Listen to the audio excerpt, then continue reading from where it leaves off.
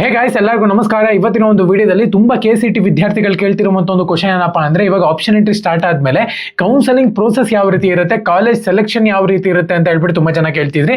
Prasanna sir ಏನನ್ನ ಬದಲಾವಣೆ ಮಾಡಿದಾರ ಈ ಸತಿ ಅಂತ ಕೂಡ ತುಂಬಾ ಜನ ಕೇಳ್ತಿದ್ರಿ. ಇವತ್ತಿನ ಒಂದು ವಿಡಿಯೋದಲ್ಲಿ ಕಂಪ್ಲೀಟ್ ಇನ್ಫಾರ್ಮೇಶನ್ ತಿಳಿಸ್ಕೊಡ್ತೀನಿ. ಇನ್ನು ಚಾನಲ್ಗೆ ಸಬ್ಸ್ಕ್ರೈಬ್ ಮಾಡ್ಕೊಂಡಿಲ್ಲ ಅಂದ್ರೆ ಸಬ್ಸ್ಕ್ರೈಬ್ ಮಾಡ್ಕೊಂಡು ಪಕ್ಕದಲ್ಲಿರುವಂಥ ಒಂದು ಬೆಲ್ ಐಕಾನ್ ಕ್ಲಿಕ್ ಮಾಡೋದು ಮರಿಬೇಡಿ. ಬನ್ನಿ ವಿಡಿಯೋನ ಸ್ಟಾರ್ಟ್ ಮಾಡೋಣಂತೆ. ಸೊ ಮೊದಲನೇದಾಗಿ ಆಪ್ಷನ್ ಎಂಟ್ರಿ ಅನ್ನುವಂಥದ್ದು ನೆಕ್ಸ್ಟ್ ವೀಕ್ ಇಂದ ಸ್ಟಾರ್ಟ್ ಆಗುತ್ತೆ ಅಂತಾನೆ ಹೇಳ್ಬೋದು.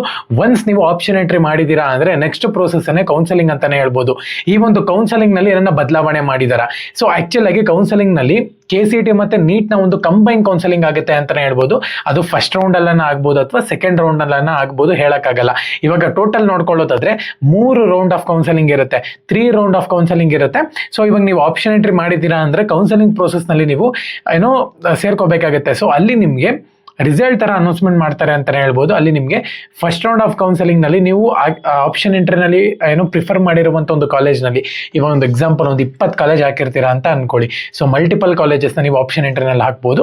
ಸೊ ಆ 20 ಕಾಲೇಜ್ ನಲ್ಲಿ ನಿಮ್ಮ ಒಂದು ರ್ಯಾಂಕ್ ಪ್ರಕಾರ ಕ್ಯಾಟಗರಿ ವೈಸ್ ನಿಮಗೆ ಫಸ್ಟ್ ರೌಂಡ್ ಆಫ್ ಕೌನ್ಸೆಲಿಂಗ್ ನಲ್ಲಿ ರಿಸಲ್ಟ್ ನಲ್ಲಿ ಆ ಒಂದು ಕಾಲೇಜ್ 20ರಲ್ಲಿ ಒಂದು ಕಾಲೇಜ್ ಅನ್ನುವಂಥದ್ದು ಅನೌನ್ಸ್ಮೆಂಟ್ ಆಗುತ್ತೆ ಅಂತಾನೆ ಹೇಳ್ಬೋದು.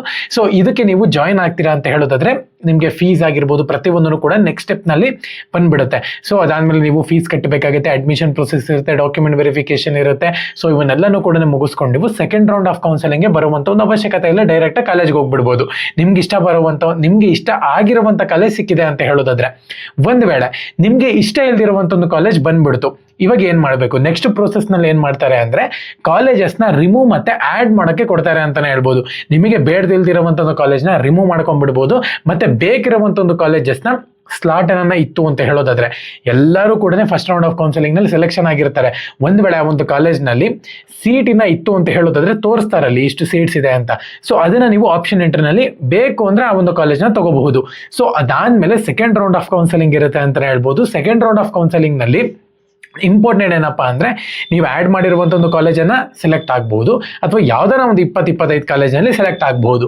ಸೊ ಒಂದ್ ವೇಳೆ ನೀವು ಸೆಲೆಕ್ಷನ್ ಆಗಿದ್ದೀರಾ ಅಂತ ಹೇಳೋದಾದ್ರೆ ನೆಕ್ಸ್ಟ್ ಪ್ರೊಸೆಸ್ ಅಡ್ಮಿಷನ್ ಇರುತ್ತೆ ಅಂತಾನೆ ಹೇಳ್ಬೋದು. ನಿಮಗೆ ಬೇಕು ಅಂದ್ರೆ ಅಡ್ಮಿಷನ್ ಪ್ರೊಸೆಸ್ ಮಾಡ್ಕೊಂಡು ಹೋಗ್ಬಿಡ್ಬೋದು. ಇಲ್ಲ ಅಂತ ಹೇಳೋದಾದ್ರೆ ಏನೂ ಮಾಡುವಂತ ಒಂದು ಅವಶ್ಯಕತೆ ಇಲ್ಲ, ಸುಮ್ಮನೆ ಇದು ಬಿಡಿ ಥರ್ಡ್ ರೌಂಡ್ ಆಫ್ ಕೌನ್ಸೆಲಿಂಗ್ ನೀವೇ ಜಂಪ್ ಆಗ್ತೀರಾ. So final round of counselling ಇರುತ್ತೆ ಇದು. ಸೊ ನೀವು ಅದರಲ್ಲಿ ನಿಮ್ಗೆ ಇಷ್ಟವಾಗಿಲ್ದಿರುವಂತ ಒಂದು ಕಾಲೇಜನ್ನ ಏನೋ ಸೆಲೆಕ್ಷನ್ ಆಯ್ತು ಅಂತ ಹೇಳೋದಾದ್ರೆ ಒಳ್ಳೇದು. ಇಲ್ಲ ಅಂತ ಹೇಳೋದಾದ್ರೆ KCET ನವರು ನಿಮ್ಗೆ ಅಪ್ಡೇಟ್ ಕೊಡ್ತಾರೆ ಏನು ಅಂತ ಹೇಳ್ಬಿಟ್ಟು. ನನ್ನ ಪ್ರಕಾರ ಮ್ಯಾನೇಜ್ಮೆಂಟ್ ಸೀಟ್ಗೆ ಬಿಡಲ್ಲ ಅಂತ ಅನ್ಕೊಂತೀನಿ. ಸೊ ಯಾವ ಸೀಟ್ ಅಲಾಟ್ಮೆಂಟ್ ಆಗಿರುತ್ತೋ ಅದೇ ಸೀಟ್ಗೆ ನೀವು ಫಿಕ್ಸ್ ಆಗ್ಬೇಕಾಗತ್ತೆ. ಸೊ ಕೆಲವೊಂದು ಟೈಮ್ ಮ್ಯಾನೇಜ್ಮೆಂಟ್ ಸೀಟ್ಗೆ ಬಿಡಬಹುದು, ಹೇಳಕ್ಕಾಗಲ್ಲ. ಬಟ್ ಫೈನಲ್ ಏನಪ್ಪಾ ಅಂದ್ರೆ ಥರ್ಡ್ ರೌಂಡ್ ಆಫ್ ಕೌನ್ಸೆಲಿಂಗ್ ನಲ್ಲಿ ಯಾವ ಕಾಲೇಜ್ ಬಂದಿದೆ, 3 ರೌಂಡನ್ನು ಕೂಡ ಅಟೆಂಡ್ ಮಾಡಿದ್ದೀರಾ ಅಂದ್ರೆ ಥರ್ಡ್ ರೌಂಡ್ ಅಲ್ಲಿ ಯಾವ ಕಾಲೇಜ್ ಬಂದಿದೆ ಅದೇ ಕಾಲೇಜ್ಗೆ ನೀವು ಹೋಗ್ಬೇಕಾಗುತ್ತೆ ಸೆಲೆಕ್ಷನ್ ಆಗಿರೋದು. ಸೊ ಅದಕ್ಕೋಸ್ಕರನೇ ತುಂಬಾ ಜನ ಏನ್ ಮಾಡ್ತಾರೆ, ಫಸ್ಟ್ ರೌಂಡ್ ಆಫ್ ಕೌನ್ಸೆಲಿಂಗ್ ನ ಅಟೆಂಡ್ ಮಾಡ್ಬಿಟ್ಟು ಸೆಕೆಂಡ್ ರೌಂಡ್ ಆಫ್ ಕೌನ್ಸೆಲಿಂಗ್ ನಲ್ಲಿ ನೀಟಾಗಿ ನೋಡ್ಕೊಂಡ್ಬಿಡ್ತಾರೆ. ಸೊ ಚೆನ್ನಾಗಿಲ್ಲ ಕಾಲೇಜು ಅಂತ ಹೇಳಿದ್ರೆ second round of counselling result ಬಂದಾದ್ಮೇಲೆ ಪಟ್ಟನಾಗಿ ಎಕ್ಸಿಟ್ ಆಗ್ಬಿಡ್ತಾರೆ ಕೌನ್ಸೆಲಿಂಗ್ ಇಂದ.